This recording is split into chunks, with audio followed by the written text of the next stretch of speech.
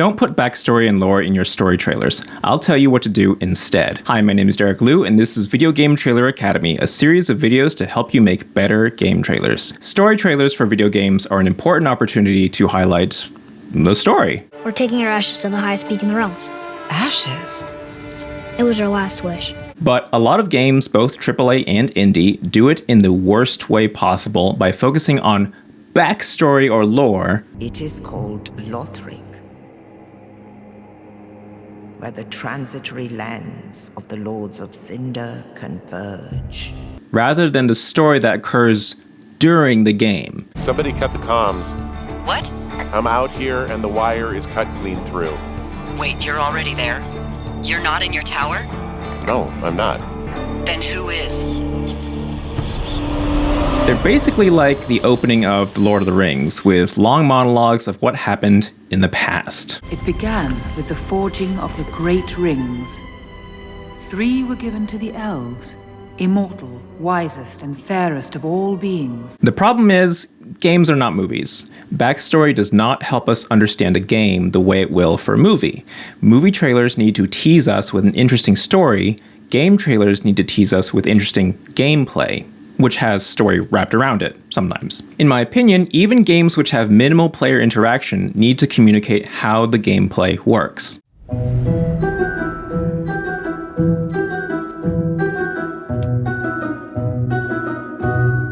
But Derek, this is a story trailer, not a gameplay trailer. Yes, but it's much more difficult to care about backstory and lore if we don't know how the player's actions advance the story. Yes, if the game is a known quantity like Mortal Kombat or Street Fighter or Dark Souls, then the story trailer can be whatever they want, which I'll get to later. And the unkindled will rise. But most games are not in a position where people already know about the game before they watch the trailer. Let's say we didn't know what Elden Ring was, and this CG trailer full of backstory and lore came out. Your mind's conception of this game would be very different if you later found out this game was a match 3 game, a hidden object game, a side-scrolling platformer, a first-person puzzle game, a Sokoban block pushing game, a real-time strategy game, a turn-based tactics game, an idle clicker, a Naughty Dog-style cinematic action-adventure game, or the open-world third-person adventure game that this actually is. The other problem with building a story trailer on backstory and lore is there are only a couple ways to create visuals for it. 1, cutscenes, and 2, in-game assets. The problem with cutscenes, as I just said, is they are non-interactive and don't indicate what the gameplay is. Some people are even mistrustful of things like CG or 2D animated trailers because they think the developers are hiding gameplay which looks bad. Okay, so you're thinking, so I'll use in-game assets. Problem solved, right? No. The problem is, if your narration and story is backstory and lore, it's all about events that happened in the past, but your game is set in the present time. Otherwise, it wouldn't be backstory. It would just be the story of the game.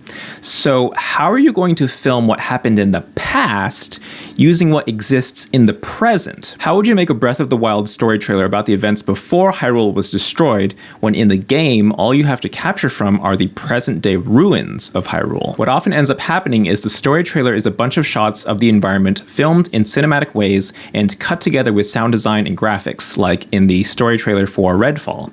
2 hours passed since the procedure. Subject deceased. It happened while no one was watching, like roots into the earth. Vampires. That's what these monsters became. This trailer does as good a job as they could have, and it's well shot and well edited, but that doesn't change the fact that for almost 2 minutes, we have no idea what the gameplay is. They couldn't show the protagonists in the first part of the trailer because they didn't exist in the time they're talking about. Backstory and lore are great if you're already a fan who wants to learn more about the thing you already love. But if you've never heard of the game before, even with a really interesting premise, you're still going to need to know what the gameplay is. Now, there are some people who say they'll play any game as long as the story is interesting, but I think that's the exception. Most people want to know the genre of a game and what the gameplay is, no matter how compelling the story premise. But Derek, how come FromSoftware gets away with backstory and lore trailers? You're right. When FromSoftware releases story trailers, they're usually like the opening of Lord of the Rings. Lots of backstory, lots of interesting character names, and a ton of grotesque character designs. And the demigods began to fall. Starting with Godwyn the Golden. And even then, the way the story is told doesn't really help us understand the backstory. The Conqueror of the Stars, General Radar.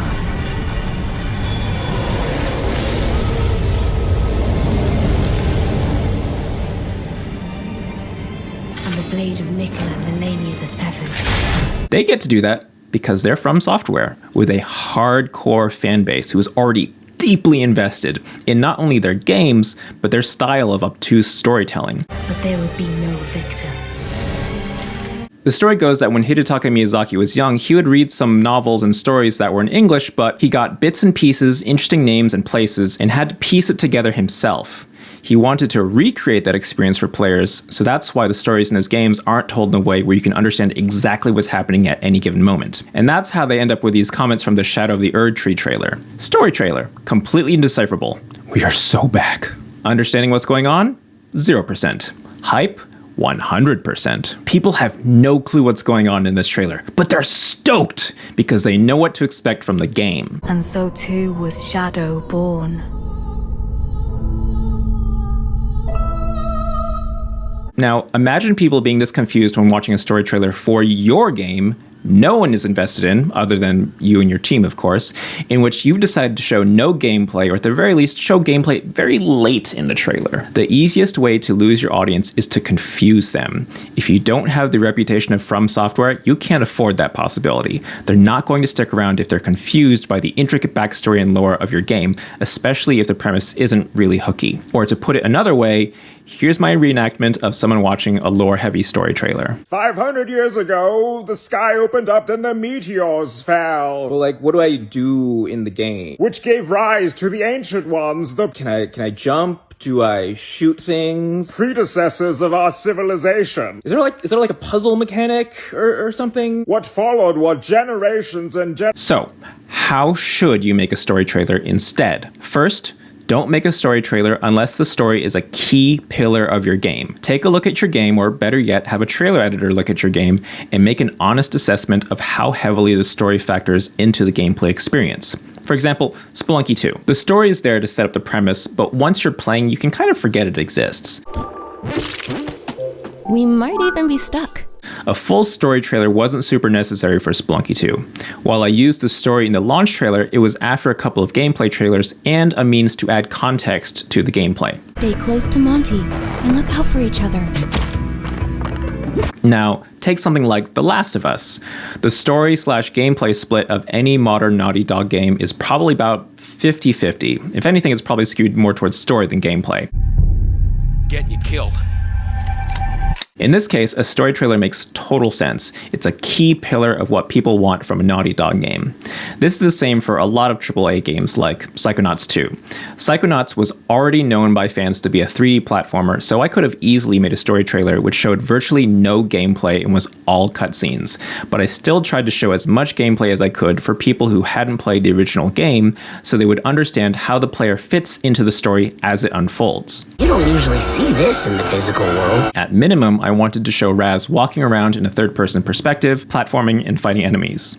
Just remember you're facing raining soldier. In my opinion, intercutting story and gameplay is what gives potential players the best overview of what to expect from a game where the narrative is a key pillar, especially if your game has a lot of cutscenes and otherwise non-interactive bits. It is very easy to make a story trailer with no gameplay if your game has at least 90 seconds of cutscenes.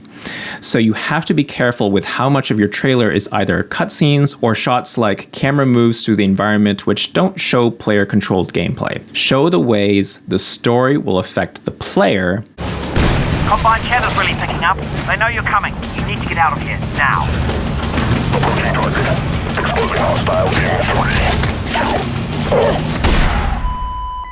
And the ways the player will affect the story. Like the goat said, this is my time to shine. And as much as possible, avoid showing what happened before the player became part of the story. Unearthing the old Making a good story trailer is one of the hardest things to do in video games and something seasoned trailer editors can struggle with. But here are 3 ways to tell your game's story from least to most difficult. 1. Voiceover. 2. Title cards. And 3. Dialogue. Voiceover is easiest because you can just tell the audience what is going on and how the player fits into the game. Every ancient inscription I decipher is a piece of the puzzle. Every moon I sail to reveals a new path to explore. Now, this can easily fall into backstory and lore territory, so my tip is to make sure your script has lots of words which reference the player's verbs, aka what they do in the game.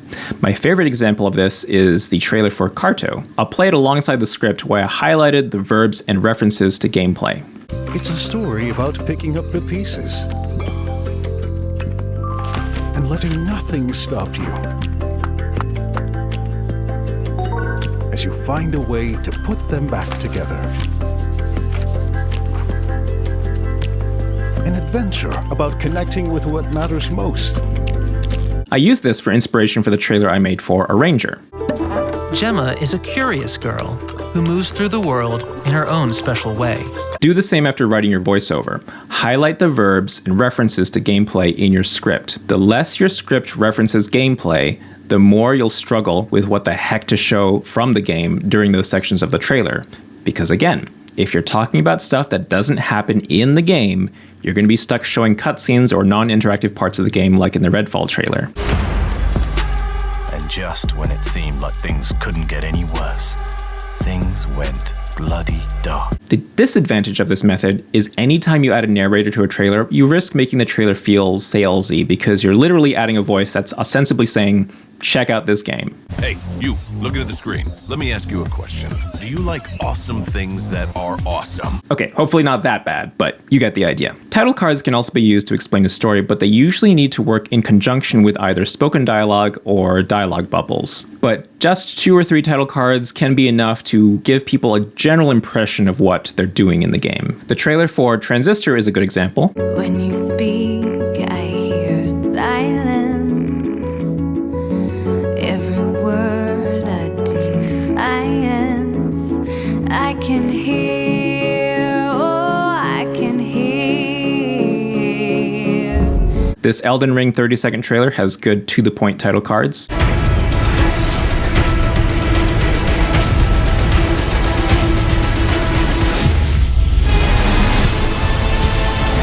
And this trailer for After Party has great title cards that really set up the whole premise.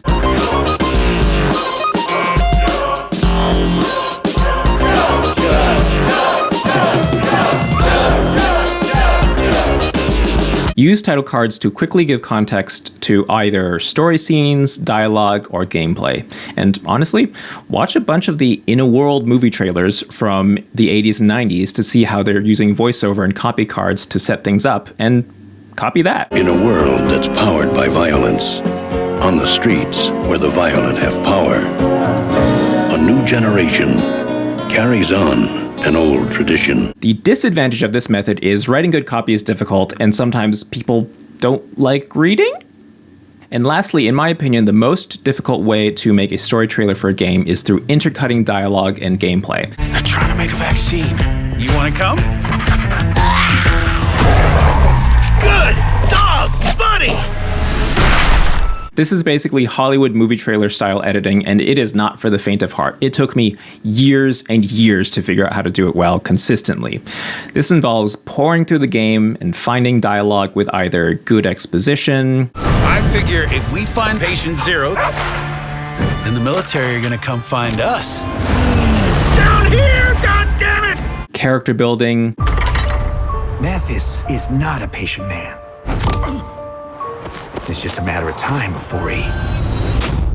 Or lines which describe how the gameplay works. The clock tower uses fruit for energy. With the gardeners, this will finally automate the drainage pump, just like that. Without sounding like they're explaining game mechanics. The advantage of this method is it feels more like the game is speaking for itself because there's no visible outside influence like a narrator or graphics hyping up the game. Just editing, sound design, and music. Maligula really could rise again. We need to get to the bottom of this. You're right. We do. Here goes nothing. How to do this is a whole other video unto itself, but in the meantime, if you want some help, I made an online course which has an entire module with step-by-step instructions dedicated to how to make a game trailer that tells a story, which you can find at howtomakeagametrailer.com.